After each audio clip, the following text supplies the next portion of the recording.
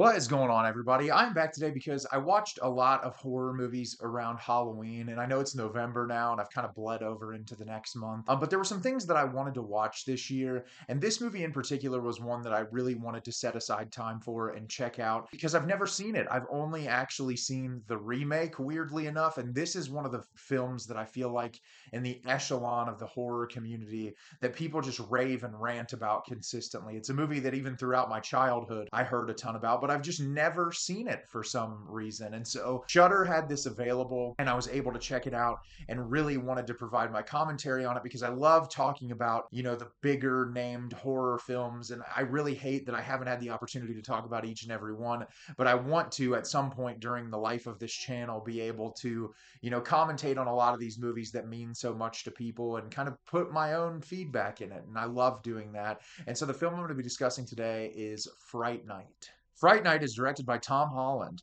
Charley Brewster, a high school student, accidentally discovers the true and creepy nature of Jerry Dandrige, his dashing and enigmatic new neighbor, but no one seems willing to believe him. So, like I said, this movie is like ranted and raved about. It's a lot of people's favorite horror movie, and I've just heard so much about this over the years, which made me very excited to watch it. And what I will say about this movie is it is wildly entertaining. I feel like it's one of those movies that like when you see the trailer or you kind of understand what you're getting into, it's giving you exactly that. You're getting incredible practical effects, you're getting a great balance of horror and comedy, some really overblown ridiculous moments, some great gore, things that you want when you watch a horror movie. But what I will say is I'm not necessarily in love with this as much as a lot of people are. Not saying that I didn't enjoy it and I would 100% watch it again, but there's some things about it that really pulled me out of it. And I feel like the first 20 to 25 minutes of this movie takes a really long time to get going.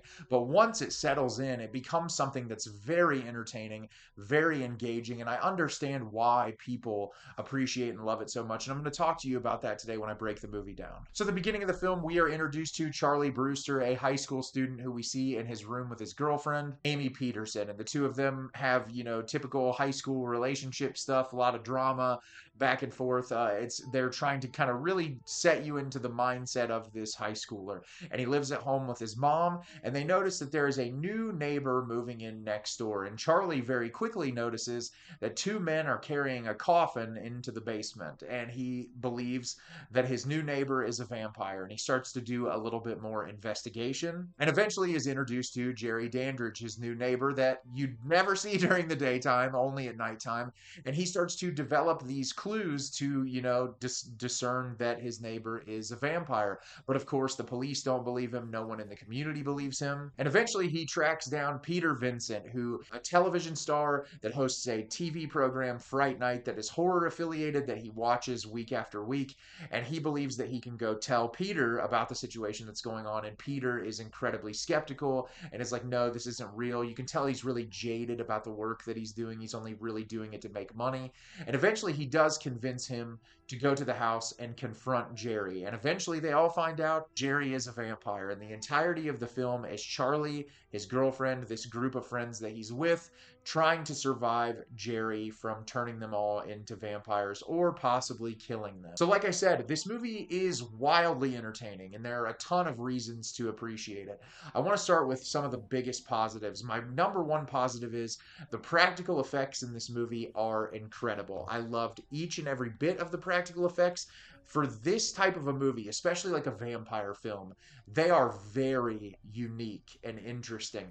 I really love the way that the vampire's eyes look. The teeth were all varying in ways that I thought were very interesting. There's a werewolf incorporated in this movie, and the werewolf transformation scene was absolutely incredible. There's something about practical effects that even if in certain films they can feel somewhat dated, there's something about them to me that always feels more realistic than CGI. And there's just something about this movie and the practicality of it all that really makes it special. And that's why I think so many people love this movie, is because of how great it looks. And it really does look phenomenal. I love that so much about this movie. It's something that kept me invested the entire runtime. Secondly, I would say I really love the atmosphere and the tone of this movie. They do a really great job, giving you this kind of small town environment. There's a lot of great uses of, fog and like changes in color horror, and especially a lot of the scenes that are shot at night, it really feels like a Halloween movie, which is what you want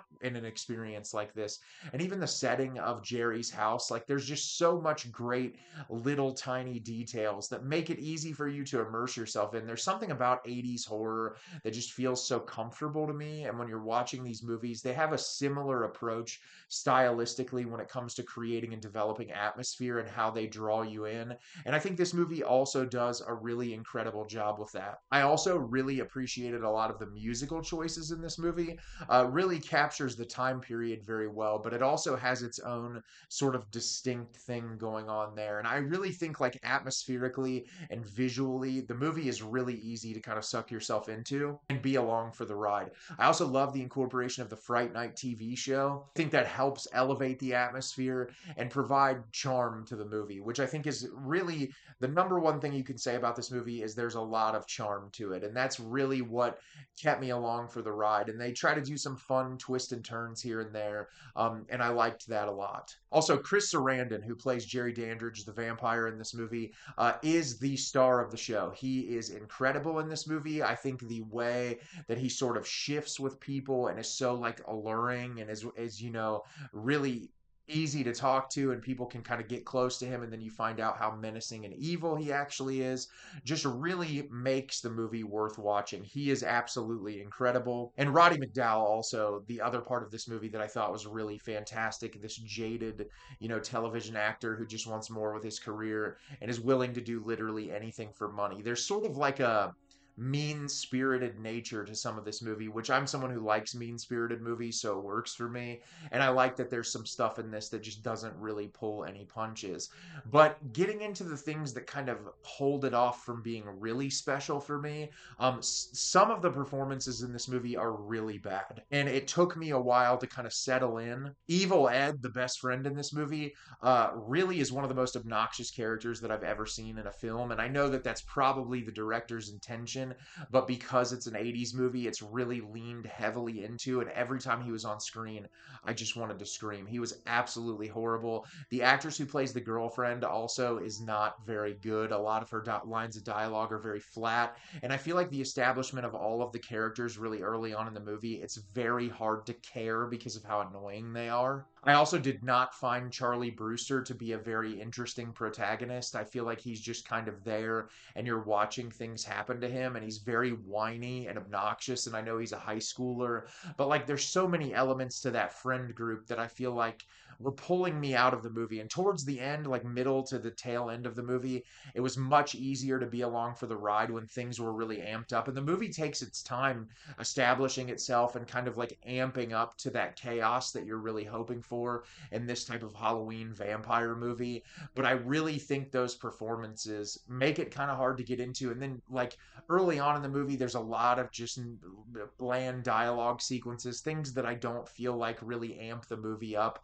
But as I said, those are minimal critiques. The movie is still very fun. I feel like if you like 80s horror films, it's going to encapsulate everything you love about a lot of the best ones that exist. And I had a lot of fun watching this, and I would 100% watch it again. So have you seen Fright Night? Did you love it? Did you hate it? Leave me a comment down below. Let me know what you thought. I thought this movie was really entertaining and I enjoyed it a lot. Obviously, I had some problems with it, but I don't think that's enough to not watch it. As always, if you can like the video and subscribe to the channel, helps me out a lot and lets me know the type of content you're looking for. I'm always putting out new material and look forward to getting more out for you in the near future. And as always, everyone, thank you so much for watching and have a great rest of your day.